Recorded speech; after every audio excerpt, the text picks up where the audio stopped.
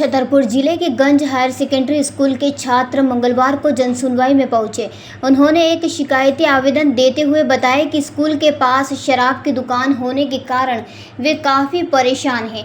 छात्रों का कहना है कि आए दिन शराबी उनसे मारपीट करते हैं और अभद्र व्यवहार करते हैं। उन्होंने जिला कलेक्टर से अनुरोध किया है कि स्कूल के पास स्थित शराब की दुकान को कहीं और स्थानांतरित किया जाए। इस पर कलेक्टर कार्यालय की ओर से उन्हें दुकान स्थानांतरित करने का आश्वासन दिया गया है। ठेका था मगंज में, हाँ। वो हमको रोज परेशान करता था। तो हम गंज में थे, वो तो उनने बिलोरो से हमको बचा दिया मारत, इसलिए हम आए हैं सुनवाई में। क्यों आए हो बेटा जन सुनवाई?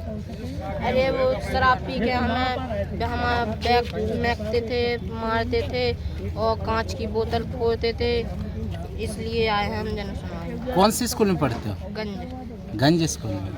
सरकारी स्कूल है। क्या करते थे फिर से बताओ। शराब पी के हमको मारते थे, बैग फेंकते थे और कांच की बोतल फोड़ते थे। कौन सी क्लास में पढ़ते हो? हैं? 8वीं। क्या नाम है? सतीश अहरवाल। तो स्कूल के पास में है क्या? हाँ।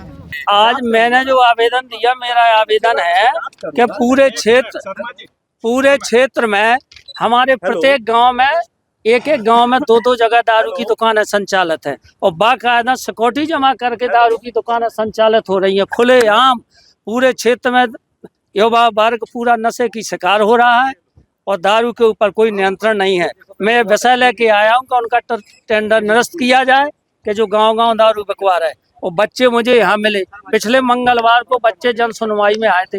उन्होंने शिकायत की थी कि स्कूल दारू का ठेका गंज स्कूल के पास से हटाया जाए। तो यहाँ से जो आबकारी की टीम गई तो उन्होंने ये प्रयास किया कि दारू का ठेका ना हटे, इसलिए जानबूझ के नाप तोल कर रहे थे, 4 लेन से नाप रहे थे। बल्कि हाई सेकेंडरी स्कूल 20 गांव का केंद्र है, वहाँ के 2 गेट हैं, एक राजनगर से है, एक 4 लेन से आवागमन कम हो गया है, अब राजनगर रोड से ज़्यादा चल रहा है।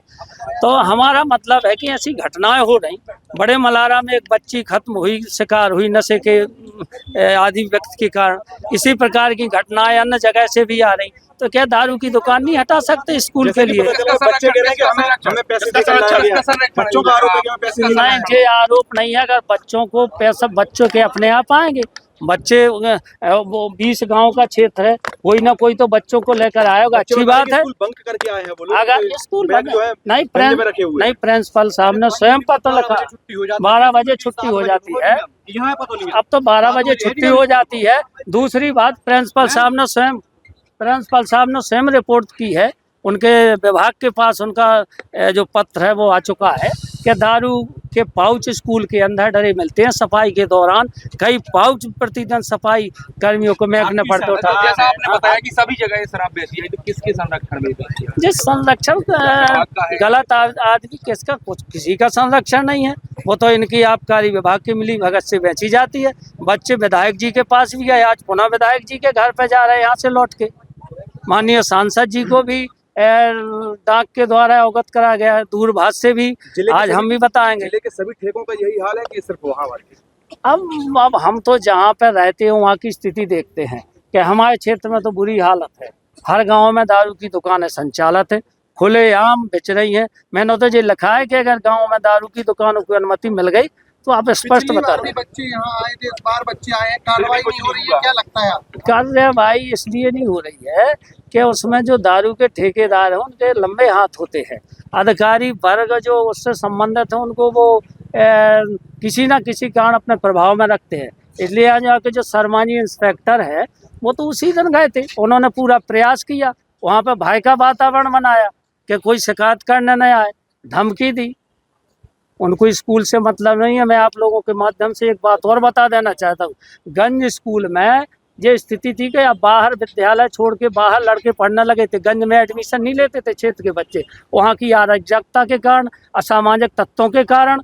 इसलिए पूरे क्षेत्र वालों ने अभी 2 साल पहले मीटिंग की, आप सुन लें, और दाऊद कंपनी जो काम कर रही, दाऊद कंपनी के मैनेजर से मिले और हम लोगों ने कहा कि आप स्कूल को एक बार हमारे को संभाल दो।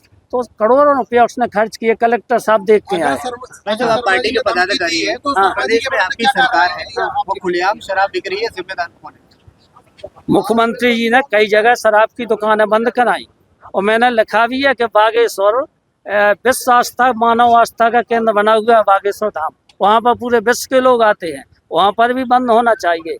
ये बागेश्वर धाम से तो 2-3 किलोमीटर दूर तो स्कूल पड़ता ही है, गंज स्कूल, और बागेश्वर महाराज स्वयं उसी स्कूल में पढ़े कक्षा 6 से। सरकार आपकी अलग तो सरकार ही से तो मांग कर रहे हो, मुझे विश्वास है। हाँ, बागेश्वर महाराज ने भी उसी स्कूल में पढ़ा है। डीएम साहब को भी पत्र लिखा था किस संबंध में? इसी संदर्भ में स्कूल के पास में कब तक हटाया जाएगा मैम? बार बार बच्चे आ रहे हैं। मैं वही तो आपसे कह रही हूँ कि जो प्राचार्य जो शराब की दुकान हटाने के लिए आवेदन आया है वो जांच में ऑलरेडी है और संभवतः आज या कल में रिपोर्ट भी हमारे पास आ जाएगी। छतरपुर से भरत यादव की ये रिपोर्ट। जयराम जी, किशन काका, राम राम भाई, राम राम। क्या दोनों भाई बैठ के क्या हिसाब लगा रहे हो? ऊटी लहसुन के भाव आ गए क्या?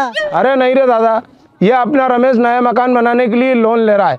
हिसाब किया तो पता चला कि लोन का पैसा तो ईंट और रेती में ही पूरा हो जाएगा।